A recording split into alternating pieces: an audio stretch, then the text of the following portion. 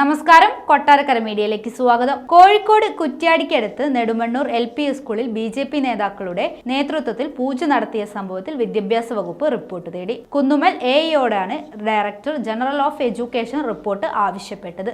Report ഇന്ന് തന്നെ മേലുദ്യോഗസ്ഥർക്ക് നൽകുമെന്ന് കുന്നുമ്മൽ AEO അറിയിച്ചു. ഇന്നലെ രാത്രിയാണ് സ്ഥലത്തെ BJP പ്രവർത്തകരുടെ നേതൃത്വത്തിൽ സ്കൂളിൽ പൂജ നടത്തിയത്.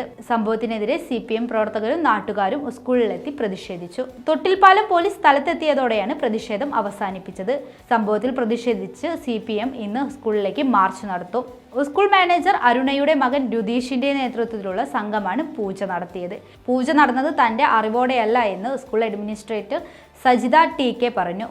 രാത്രി 7 മണിയോടെ നാട്ടുകാർ വിളിച്ചു പറഞ്ഞപ്പോഴാണ് വിവരം അറിഞ്ഞത്. മാനേജറുടെ മകന്റെ നേതൃത്വത്തിലാണെന്നറിഞ്ഞപ്പോൾ നിർത്തിവെക്കാൻ ആവശ്യപ്പെട്ടിരുന്നു. നവമിയുടെ ഭാഗമായി കാലാകാലങ്ങളായി പൂജ നടത്തുന്നുണ്ടെങ്കിലും മറ്റ് അവസരങ്ങളിൽ പൂജ പതിവില്ല.